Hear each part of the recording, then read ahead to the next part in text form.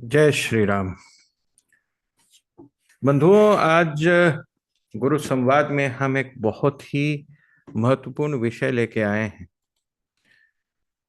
जो वर्तमान परिप्रेक्ष्य के अध्ययन को अगर हम देखें और पिछले कुछ सालों में जो हमारे देश में बड़ी बड़ी घटनाएं घटी हैं, जो मास मूवमेंट्स हुए हैं या जो हमारे यहाँ बड़े बड़े मूवमेंट्स हुए हैं, राइट्स हुई हैं, मेजर उथल पुथल हुई हैं अन्य अन्य सभी राज्यों के बीच में पूरे भारतवर्ष में, उन सब का अध्ययन करें और बांग्लादेश में तख्ता पलट का अध्ययन करें तो हमें एक चीज पाया जाएगा कि हमारा देश जो है, हमारा सब कॉन्टिनेंट, हमारे देश के चारों ओर के जो परिस्थितियां हैं, चाहे वो पाकिस्तान में हो, चाहे वो बांग्लादेश में हो, चाहे वो नेपाल में हो, श्रीलंका में हो, म्यांमार में हो, सभी तरह अस्थिरता, राजनीतिक अस्थिरता, अराजकता फैलती जा रही है। कुछ सालों में आपने देखा होगा कि जिस तरह किसान आंदोलन, जाट आंदोलन, अलग अलग किस्म के दंगे पूरे देश में भड़के, उन्होंने एक मास मूवमेंट लेने की कोशिश की, एक झूठा नैरेटिव फैलाने की कोशिश की, राष्ट्र विरोधी आवाजों को बुलंद किया गया। तो एक पैटर्न और एक किस्म का घटना उभर के सामने आता है, जिसे हम एनर्किस्ट टेंडेंसी कहते हैं। अब ये एनर्किस्ट टेंडेंसी क्या होता है कि एक रेस्टलेस यूथ, यानी एक विद्रोही युवा आत्मा को हम बोलते हैं कि आप जिस भी समाज के बंधन हैं, जो समाज के स्ट्रक्चर्स हैं, उन सब को चैलेंज करें, उन सब के बाउंड्रीज को तोड़े और इंडिविजुअलिज्म, अपने आप के जो आपका अस्तित्व है, अपना स्वार्थ, निहित स्वार्थ को अपने समाज, अपने राष्ट्र के ऊपर ले जाके उसकी रक्षा करें। और इससे क्या होता है कि समाज जो है पूरी तरह पिघल के बर्बाद हो जाता है, और इसके लिए आपके शत्रु को एक गोली की कारतूस भी व्यय करनी नहीं होती। इसी को कुछ लोगों ने कॉग्निटिव वॉरफेयर कहा है, कुछ लोगों ने अलग अलग चीजें नाम दी है। यूरी ब्रेजमेनोव ने इसको आइडियोलॉजिकल सबवर्शन कहा था, अमेरिकन इसे कलर्ड रेवोल्यूशन कहते हैं, रशियन इसे रिजीम चेंज ऑपरेशन कहते हैं। तरह तरह से ये चीजें सामने आ रही हैं। आज हम गुरु संवाद में हमारी चेष्टा रहेगी कि अब हम इसका एक सर्जिकल एनालिसिस करें, क्योंकि जब तक हम किसी चीज को समझेंगे नहीं, उसे नापेंगे नहीं, उसे जानेंगे नहीं, तो हम उसका उपचार नहीं कर सकते। तो किसी भी घटना को, घटनाक्रम को या घटना के मूल तत्वों को समझने के लिए क्या आवश्यक है? हमारे पास अगर कुछ है तो हमारे पास इतिहास की धरोहर है। जो घटनाएं घट चुकी हैं, जो रिपोर्टें बन चुकी हैं, जो हमारे भूतकाल में हुआ, वो अपने गर्भ में आने वाले भविष्य का रहस्य छुपा के बैठी है। सिर्फ अवलोकन करने की आवश्यकता है। इतिहास जो है मात्र घटना चक्र के तारीखों को रटने से नहीं होता, जबकि उसके घटना के मूल स्रोत का अवलोकन करके उसको समझने से होता है। तो चलिए मित्रों, अब हम एक ऐतिहासिक घटना चक्र के विश्लेषण में चलते हैं, जहां पे देखते हैं कि कौन से बड़े बड़े एंटी स्टेट मूवमेंट, यानी राष्ट्रद्रोह या राष्ट्र विरोधी मूवमेंट इतिहास में चले हैं पूरी दुनिया में, विश्व परिप्रेक्ष्य में, और उनका आखिर में उनमें क्या हुआ, क्या नतीजा निकला। मित्रों, इस कार्यक्रम शुरू करने से पहले आपको एक बहुत ही पुराना मैं कहावत याद दिलाऊं। दो कहावत याद दिलाना चाहूंगा मित्रों। पहला, revolution Yeats its own children. कोई भी बड़ा मूवमेंट हो, बड़ी उथल पुथल हो, बड़ा सामाजिक परिवर्तन हो, वो अपने कारकों को सबसे पहले हजम कर जाते हैं। जो अपने कारिंदे हैं उसको सबसे पहले मृत्यु का भागीदार करना पड़ता है। इतिहास इसके हजारों गवाह देते हैं। और दूसरा, और वो एक एंड्योरिंग, एक सतत चलने वाला सत्यापित सत्य है, अगर इतिहास में देखा जाए, कि जब भी हमने किसी समाज व्यवस्था को बदलने की कोशिश की, ले दे के हमने जिन मूल्यों के लिए संघर्ष किया, जिन चीजों को नहीं करने का संकल्प लिया, जो व्यवस्था पुरानी व्यवस्था को उखाड़ के आगे आई, वो उन्हीं मूलभूत सिद्धांतों के संपूर्ण विपरीत थे जिसको लेके हमने संघर्ष शुरू किया। इसीलिए जब नई व्यवस्था बनती है तो जो आइडियोलॉग, जो विचारक इस क्रांति को जन्म देते हैं, उन क्रांतिकारियों का बलिदान और रक्तपात करके ये व्यवस्थाएं आगे बढ़ती। तो क्या आज का समाज इन इतिहास के छुपे हुए पैटर्न और इससे कोई सीख ले सकता है? क्या आज की युवा पीढ़ी, क्या आज का समाज, क्या आज का राष्ट्र, क्या हमारे नीति निर्धारण करने वाले हमारे राजनेता इस साधारण से दो सत्यों का अवलोकन करते हुए अपनी स्टेट पॉलिसीज बना पाएंगे? देखते हैं।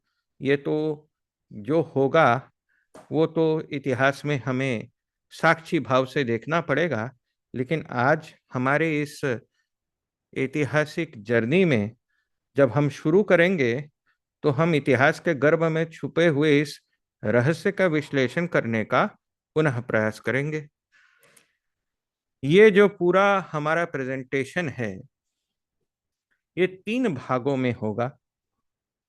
जैसा कि आज का हमने बैकग्राउंड या हमने अपने विस्तार प्रबंधन में बताया है, आज हम इतिहास की तरफ देखेंगे।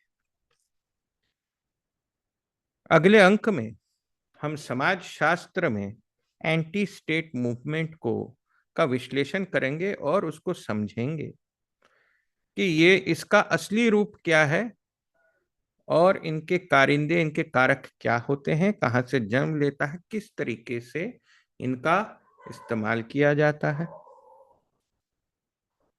और आखिरी अध्याय जो कि हमारी ट्रिलॉजी होगी, उसमें हमने भारत के अंदर वैश्विक परिप्रेक्ष्य के बाद भारत के अंदर होने वाले सभी एंटी स्टेट मूवमेंट का विश्लेषण करेंगे, जिसमें अलग अलग अलगाववादी तत्व, भारत के अंदर फैलने वाली अनेक क्रांतिकारी आतंकवादी घटनाओं की मूल कारक और उनका ट्रेजेक्ट्री, यानी उनका इतिहास, भविष्य में किस प्रकार वो देश को लेके जाना चाहेंगे, उन सब का आकलन करेंगे।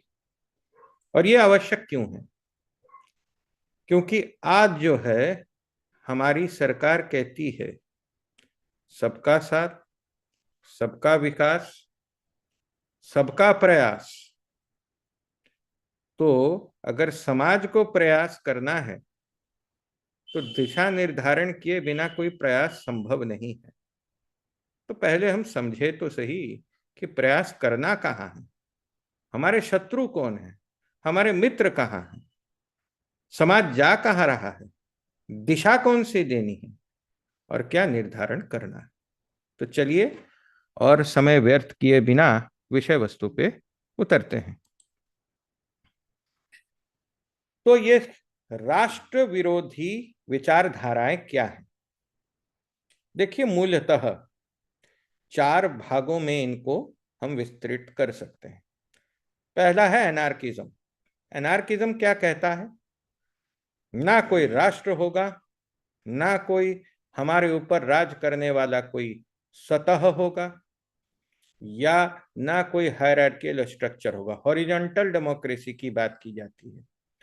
ऐसा संगठन बनाइए जहां पे हर व्यक्ति का के मत का बराबर और समतुल्य मूल हो, और उसमें हर व्यक्ति बराबर हो। इसमें इस चीज की कोई परिकल्पना नहीं की जाती तो ऐसी व्यवस्था चलेगी कैसे? इस तरीके से कोई भी चाय की दुकान भी चल सकती है जहां पे सभी व्यक्ति मालिक हो जाएं, कस्टमर भी मालिक हो जाए, बेचने वाला, क्रेता और विक्रेता सभी पार्टिसिपेट करें। क्या यह संभव है? तो ये एक किस्म का विचार है। दूसरा, लिबर्टेरियनिज्म। यहां पे भी मिलता जुलता एक स्ट्रक्चर मिलेगा। हम कहते हैं, एक राष्ट्रभक्त क्या कहता है, ये मत सोचो कि राष्ट्र ने तुम्हें क्या दिया है, तुम ये सोचो कि तुमने अपनी मातृभूमि को क्या समर्पित किया है। हजारों सालों से सनातन हिंदू संस्कृति में लाखों लोगों ने अपना सर्वस्व बलिदान दिया, लेकिन किसी ने बैठ के अकाउंटिंग लेजर नहीं बनाया कि देश ने मुझे क्या दिया और मुझे क्या मिला। इस निहित स्वार्थ के त्याग से ही और समर्पण से ही आज हम इस समाज का निर्माण कर पाए हैं जिसे हम भारत का राष्ट्र कहते हैं, जो कि हमारे अखंड भारत का एक बहुत छोटा सा हिस्सा रह गया है और जिसके ऊपर आज खतरा मंडरा रहा। तीसरा, विशैला वामपंथ, मार्क्सिज्म। देखिए, मार्क्सिज्म जो है उसको समझना पड़ेगा कि यह विचारधारा कहाँ से आई। यह जर्मनी से आई, क्योंकि अगर आप कंटेम्परेरी यूरोपियन हिस्ट्री देखेंगे, जर्मनी जो है हर किस्म के बड़े मूवमेंट का केंद्र बिंदु में रहा है, फ्रांस या जर्मनी। और हमेशा इसने किसी न किसी ऐतिहासिक समय से बड़े साम्राज्य का विरोध किया है और उसका नाश भी किया है, जैसे रोमन साम्राज्य का इन लोगों ने किया है। अब इस पे विषयांतर नहीं करेंगे, लेकिन सिर्फ जर्मनी का आपको इतिहास बताना आवश्यक है, क्योंकि बाद में इसे समझेंगे। और आखिरी है ग्लोबल रिलीजियस फंडामेंटलिज्म, जहां पे धर्म की प्रभु सत्ता से एक थियोक्रेटिक स्टेट बनाने की बात होती है। अब ये एक विशेष समुदाय करता है या ऐसा कोई दूसरा है, इस पर अवलोकन करना पड़ेगा। फिलहाल अगर ग्लोबल जिहाद की बात करें तो आप समझ जाएंगे कि आज इस रेस में सबसे आगे कौन है। तो चलिए चलते हैं, आगे बढ़ते हैं। कहानी शुरू होती है 17वीं शताब्दी से, जब सबसे पहले, यहां तक कहानी उससे पहले भी शुरू हो चुकी होती है, लेकिन एंटी स्टेटिज्म का जो मूल स्रोत रहा है, राजवंश से के शक्ति का विरोध करते करते राष्ट्र का विरोध, एक रूलिंग पार्टी जो है या कोई शासक जो है, शासन का विरोध, शासक का विरोध और राष्ट्र का विरोध, शासक और राष्ट्र के बीच में अंतर करने की क्षमता, यही सबसे बड़ा वो ट्रैप है और सबसे बड़ा वो भेद है। जिस भेद के विभेद में अगर हम नहीं जाएं तो कब हम शासन में का विरोध करते हुए बहुजन हिताय से बहुजन सुखाय के जगह हम राष्ट्रद्रोही बन जाएंगे, हमें पता नहीं चलेगा। शासक का विरोध किया जा सकता है, किया गया है। हमारे आचार्य विष्णुगुप्त चाणक्य ने ही यह मंत्र दिया था, जो आज की कुछ कुछ पॉलिटिकल पार्टीज अपने फायदा में इस्तेमाल करती है। और एक पार्टी है जो ब्राह्मणों को बहुत अपशब्द कहती है, और वो चाणक्य के दिए हुए सूत्र बहुजन हिताय बहुजन सुखाय का प्रयोग करती है। बहुत सारी विसंगतियां हैं, देखेंगे। 19वीं शताब्दी में मैन एंड सोसाइटी के ऊपर बड़ा सा एक ट्रीटिस लिखने वाला एक व्यक्ति आता है, जो दो दोस्त मिलके लिखते हैं, कार्ल मार्क्स और एंगल्स। बाद में जो फ्रेंच एंगल्स थे उनको साइडलाइन कर दिया जाता है, और मार्क्सिज्म जो है डायरेक्ट एक्शन के साथ स्टेट पावर को ओवरथ्रो करने की बातें कहते हैं। 20वीं शताब्दी आते आते इनके कई तरीके निकल चुके हैं जिन्हें नए न्यू लिबरलिज्म, नए किस्म के लिबरलिज्म का रूप दे दिया जाता है।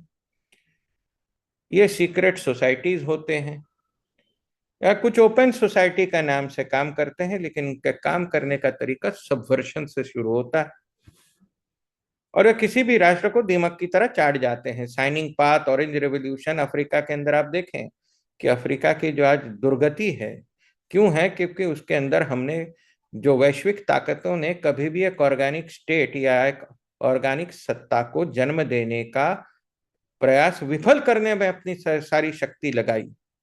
और साउथ सब सहारन वेस्ट अफ्रीकन कंट्रीज को अगर आप देखें तो ये हमारे लिए एक शिक्षा देंगी कि अगर ये शक्तियां हमारे देश में अगर घर कर गई तो हमारी दशा कैसी हो सकती है।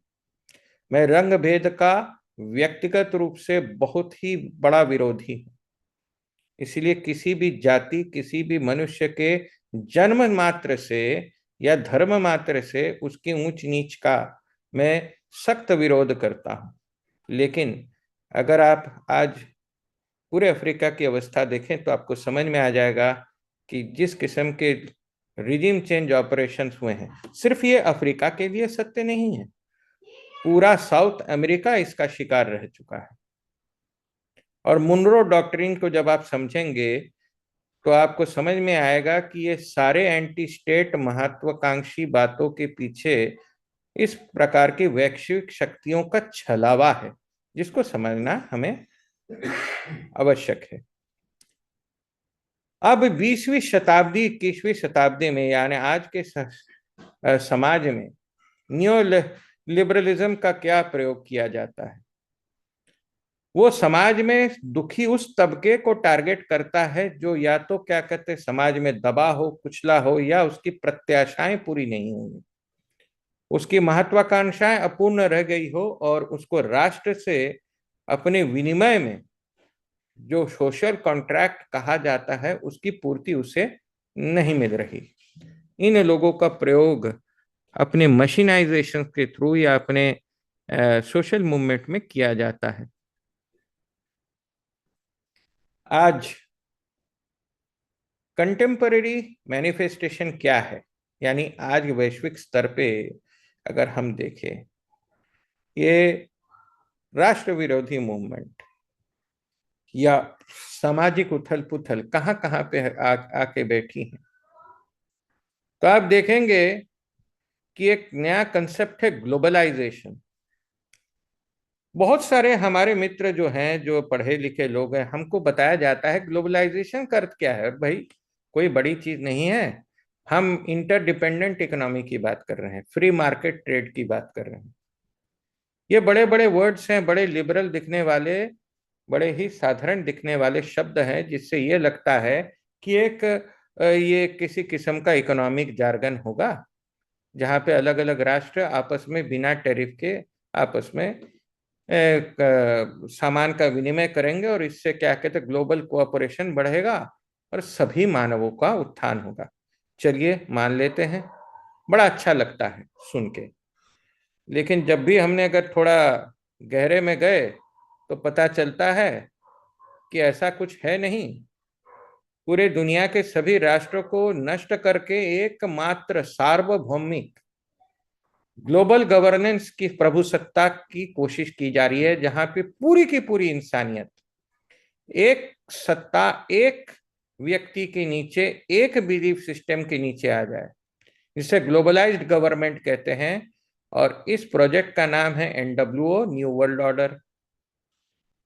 और ये कॉर्पोरेटाइज्ड सिस्टम है। जब आप इसके गहरे में जाएंगे तो आप आश्चर्यचकित हो जाएंगे कि ये ट्रेड नहीं है। ट्रेड से किस तरह व्यक्ति के ऊपर डिपेंडेंसी करके इंसानों को डोमिनेंस करने का एक बहुत बड़ा तंत्र है जिसमें इस चीज का सबसे ज्यादा ध्यान रखा जाता है कि जिसको आप डोमिनेट करते हैं उसको इस बारे में कोई खबर ना हो, और वो स्वयं आपके इस मैकेनाइजेशन में, आपके इस मूवमेंट में, आपके इस पूरे तंत्र में स्वयं भागीदार बन के खुद अपना सर्वनाश करे। ये इस किस्म के सिस्टम का सबसे बड़ा कार्य है। टेक्नोलॉजिकल एडवांसमेंट आज अपनी क्या कहते हैं तकनीकी का प्रयास, और इन जो आज साइंस ने तरक्की की है, जिस किस्म के प्लेटफॉर्म्स आ गए हैं, इंटरनेट आ चुका है, सोशल मीडिया आ चुका है, जिसका प्रयोग मैं आज करते हुए आपके साथ विमर्श कर पा रहा हूं। आज मैं अपने ऑडियंस के बहुत सारे लोगों के साथ अपनी बातें इसलिए रख पा रहा हूं क्योंकि इस किस्म के प्लेटफॉर्म बनाए गए। वैश्विक पटल पे बदलती हुई शक्तियां और शक्तियों का प्रादुर्भाव, पतन और उत्थान, जिसे हम वर्ल्ड ऑर्डर के राइज एंड फॉल कहते हैं, बहुत सारी बदलाव आ रहे हैं। पहले बाइपोलर वर्ल्ड था, पूरी दुनिया जो है दो कैंप में बटी हुई थी, अस और देम का कंसेप्ट था, कोल्ड वॉर का युग था। उसके बाद समापन हुआ उस युग का, बर्लिन वॉल टूटा, रशियन एम्पायर बिखर गया, तो जिग्नियो ब्रेजियंस्की का द अमेरिकन मिलीनिया शुरू हुआ। एक ध्रुवीकरण विश्व जिसका पुलिसमैन और उसका administrator United states of America रहेगा, वही निर्धारण करेगा किस राष्ट्र को कहाँ पे बैठना है, उठना है, चलना है, और सभी के सभी दुनिया के लोग अपनी मेहनत से अमेरिका की इकोनॉमी और उसका डेप्ट चलाएंगे और उसका कंज्यूमरिज्म चलाएंगे। ये एक समय रहा। बाद में हमने देखा चीन एक महाशक्ति बन के उभरा और उसने ग्लोबल ऑर्डर को चैलेंज किया। रशिया की दुर्गति से उत्थान करने के लिए व्लादिमीर पुतिन आए और उन्होंने आके बहुत कोशिश की कि किसी संघर्ष से बचा जाए। लेकिन एक पुरानी कहावत है, आप संघर्ष से घृणा कर सकते हैं, लेकिन क्या करें जब संघर्ष आपसे प्रेम करता हो। तो श्रीमान पुतिन की कुंडली में संघर्ष लिखा हुआ है, तो उनको उसमें घुसना पड़ा न चाहते हुए भी। और पूरी दुनिया में जैसा कि हमने बताया, विगत 10 सालों के अंदर हमारे चारों तरफ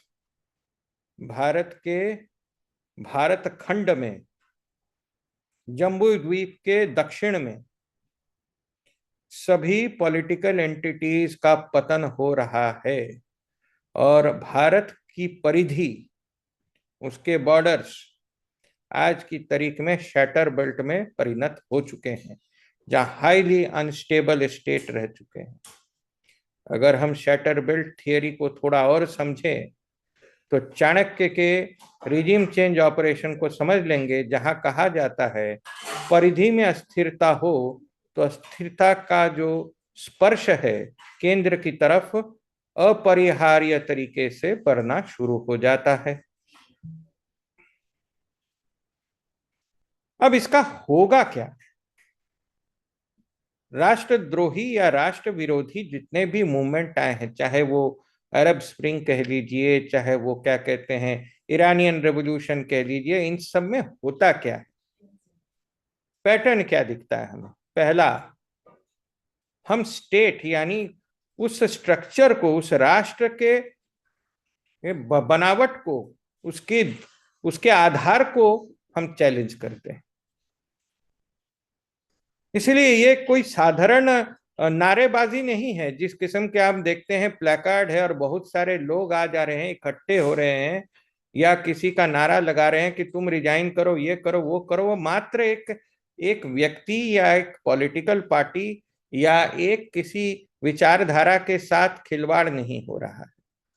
बातों को समझे मेरे मित्रों, ये उस आधार को ही हिला रहा है जिस आधार पे आपका राष्ट्र, आपका पूरा समाज टिका हुआ है।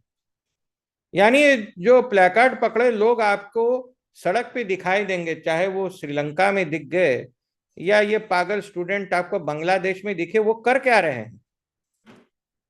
हम उसे कालिदास जी के ज्ञान चक्षु खुलने से पहले मूर्ख कालिदास की तरफ अगर जाएं, तो हम देखते हैं कि कालिदास को क्यों हमने 5 ब्राह्मणों ने उनका चयन किया था, क्योंकि ऐसा मूर्ख पूरे राज्य में नहीं मिला जो उसी टहनी को, उसी डाली को काट रहा था जिसपे वो बैठा था। तो किसी कहीं मूर्ख होना भी कई बार अवसर प्रजनन करता है। तो यह अवसर एंटी स्टेट वाले इस्तेमाल करते हैं, जिसे हम यूजफुल इडियट यानी उपयोगी मूर्ख कहते हैं। तो आप देखें कि जो ये प्लेकार्ड पकड़ के उतारे जाते हैं, कहीं हमें उपयोगी मूर्ख तो नहीं बनाया जा रहा है? क्या हम अपने राष्ट्र और अपने समाज का विरोध करते हुए वो उपयोगी मूर्ख तो नहीं बन रहे हैं, जो उसी चीज का सर्वनाश करने जा रहे हैं जिसके ऊपर हम पल रहे हैं, जिसके ऊपर हमारा देश टिका हुआ है? क्या हम अपने देश का सर्वनाश अपने हाथों से तो नहीं कर रहे हैं? क्या हम अपनी माता का वध तो नहीं करने जा रहे हैं? अगर राष्ट्र को अपनी माता माने, जो कि हम सनातन संस्कृति वालों का है, क्या हम अपने मातृद्रोह तो नहीं कर रहे हैं? सोचने की बात है। क्या होता है उससे? किसी भी राष्ट्र विरोधी मूवमेंट से आती है राजनीतिक अस्थिरता। एक के बाद एक सरकारें बदलती हैं। आप राजी क्या कहते हैं, कांग्रेस के इंदिरा गांधी के मृत्यु के पहले चरण के बाद, राजीव गांधी के सत्ता परिवर्तन के बाद भारत की हालत देख लीजिएगा। उसके इंटरवीनिंग 10 या 5 साल तक, अंततः गतवा क्या हुआ? नरसिम्हा राव के सरकार आते आते हम दरिद्रतम हालत में पहुंच गए। हमारी इकोनॉमी बिकने वाली थी। आज जहां पाकिस्तान खड़ा है, हम कल वहां खड़े थे। हम दयनीय परिस्थिति में पहुंच गए थे, क्योंकि एक के बाद एक समाज में बड़े बड़े सोशल एक्सपेरिमेंट चल रहे थे, मंडल कमीशन हो रहा था, राजनीतिक अस्थिरता थी। अस्थिरता से क्या हुआ? हमारा समाज चरमराने वाला था। हम ऐसी परिस्थिति में पहुंच चुके थे कि हमें अपने देश का स्वर्ण गिरवी रखना पड़ा था। तो ये इतिहास हमें समझना चाहिए, क्योंकि हर 15 साल में जनरेशनल मेमोरी समाज की बदल जाती है, रीसेट हो जाती है। तो उस घटना को घटे हुए कई साल हो चुके हैं। तो इसलिए आज के जो युवा वर्ग हैं, शायद उनको उस बारे में मालूम ना हो। और इससे क्या होता है, हमेशा देखें, इन एंटी स्टेट मूवमेंट के बाद में गवर्नेंस मॉडल बदल जाता है। एक नए ध्रुव का, एक नए गवर्नेंस सिस्टम का उत्थान होता है। और इतिहास का जब अवलोकन करेंगे, वो उसी प्रकार के गवर्नेंस मॉडल को जन्म देंगे जिसका नाश करने के लिए उन्होंने कार्य शुरू किया था। अब देखें कि इसका पैटर्न को अच्छी तरह समझें। पैटर्न को समझने के लिए हम अवलोकन करेंगे इस ट्रायंगल का। सबसे पहले, समाज में अस्थिरता का सबसे कारण है कि समाज में हम लोग स्ट्रेटिफिकेशन यानी स्तरीकरण होता है। और जहां पे एलिट कैप्चर होता है कि समाज के अंदर कुछ लोगों के पास अधिकतर संपदाओं का संचय का केंद्रीकरण हो जाता है, और अधिकतर और एक समाज का वृहत हिस्सा उससे वंचित रह के अपनी जीवन चक्र को नहीं चला पा रहा है। उसके पास जो है जीवन चक्र को चलाने के लिए जो साधारण इम्यूनिटीज है, जब उससे वो वंचित होता है, जब रात को वो भूखे सोता है या अपने बच्चों को भूखा सोता देखता है, तो रोष का जन्म होता है। उसी समय से अस्थिरता जन्म लेती है समाज में। जब समाज का एक बहुत बड़ा वर्ग भूखा होना लग जाए, तो समझ लीजिए वो समाज टूटने वाला है। दूसरा, किसी भी प्रकार से आपको आपके नेतृत्व से भरोसा उठना। हम आगे देखेंगे कि एक क्लॉज़विट्ज़ का सिद्धांत है जिसे क्लॉज़विट्ज़ का त्रिभुज कहते हैं। ये राष्ट्र के विघटन का सबसे प्रमुख कार्य बनेगा। तीसरा, पॉपुलिज्म, एक कोई ऐसा विचार जिसका समाज में एकाएक फैलाव हो गया और हमने बिना सोचे समझे किसी विचार को या किसी व्यक्ति को या किसी मूवमेंट को अपना लिया, क्योंकि हम ट्रेंड करते हैं, हमें सोशल कन्फर्मेंस की आदत है।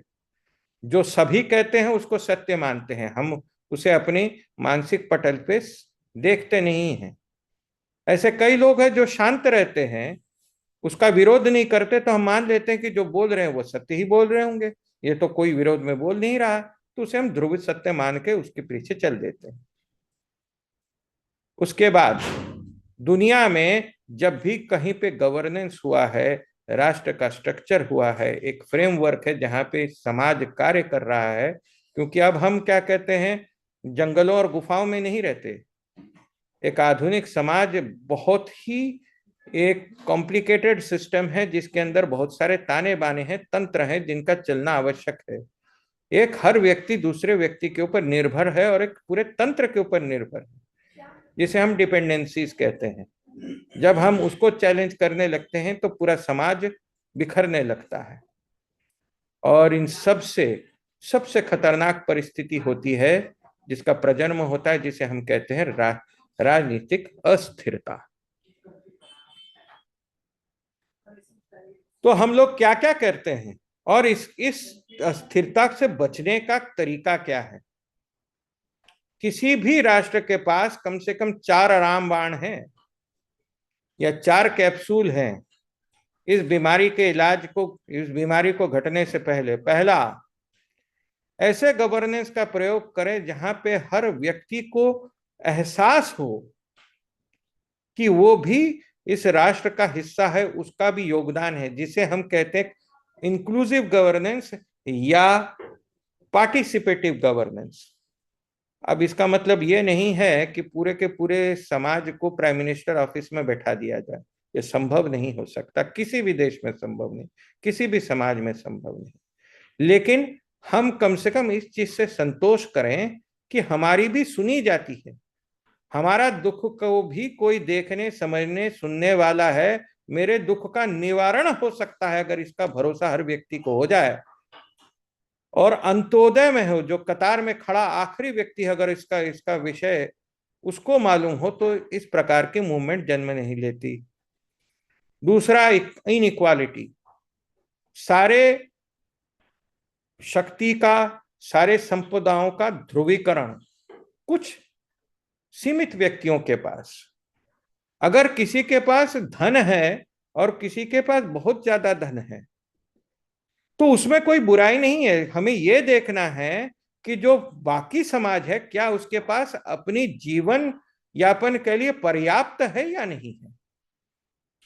हमें इतना जरूर करना है कि जो समाज का बड़ा से बड़ा हिस्सा हो उसके पास उतना प्राप्त हो जो कि पर्याप्त हो सबसे मिनिमलिस्टिक जीवन बिताने के लिए, ताकि भूखमरी, अशिक्षा और अस्वस्थता, इन तीनों से समाज को और हमारी प्रजन्मों को और राष्ट्र को बचाया जा सके। और हर व्यक्ति के पास सर छुपाने के लिए और प्राकृतिक आपदाओं से बचने के लिए, प्रकृति के मार के बचने के लिए, चाहे वो बारिश हो ठंड हो, एक छोटा सा सर छुपाने की जगह होनी चाहिए, जिसे लोगों ने स्लोगन दिया है रोटी कपड़ा मकान। जब आप ये कर देंगे तब देखेंगे राष्ट्र में इस किस्म की अस्थिरता नहीं होगी। दूसरा, डेमोक्रेटिक इंस्टीट्यूशंस। डेमोक्रेसी यानी लोकतंत्र एक ऐसी व्यवस्था है जहां पे हर व्यक्ति को अपने विचार रखने का एक स्ट्रक्चर, एक तंत्र दिया जाता है, जहां पे हर व्यक्ति की फ्रस्ट्रेशंस कहें, उसके दुख कहें या उसकी इच्छा कहें, उसको सेफ्टी वाल्व मिलता है।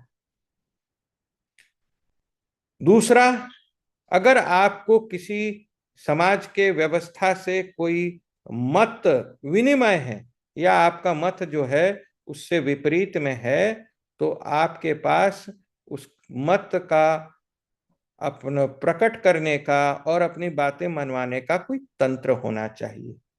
जब ये चार चीजें होंगी तो कहीं पे भी पॉलिटिकल डिसएनफ्रेंचाइजमेंट, यानी आपकी राजनीतिक अनिच्छा बड़े समाज में नहीं होगी।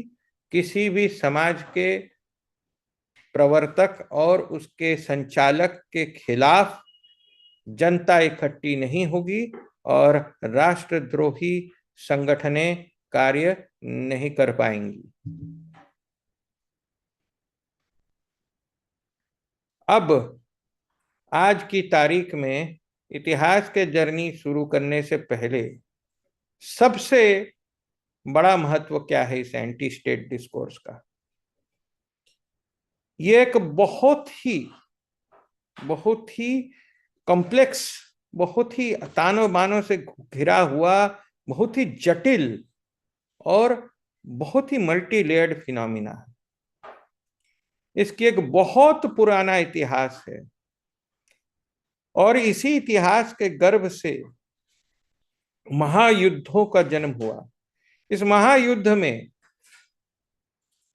बहुत सारे लोग मारे गए, बहुत सारी प्राकृतिक संपदाएं और समाज का नाश हुआ, और जो आज का नया समाज बना है इसके गर्भ में ये एंटी स्टेट मूवमेंट है। और ये किस प्रकार है और किस प्रकार से रिजीम चेंज होता है, किस प्रकार से सरकारों का उत्थान होता है, पतन होता है, अगले अंक में हम इसके बारे में गहराई से विचार करेंगे और इसका हम अध्ययन करेंगे और सारे महत्वपूर्ण ऐतिहासिक एंटी स्टेट मूवमेंट के बारे में पढ़ेंगे जो 21वीं शताब्दी के समाज का आज मूल में है। धन्यवाद मित्रों।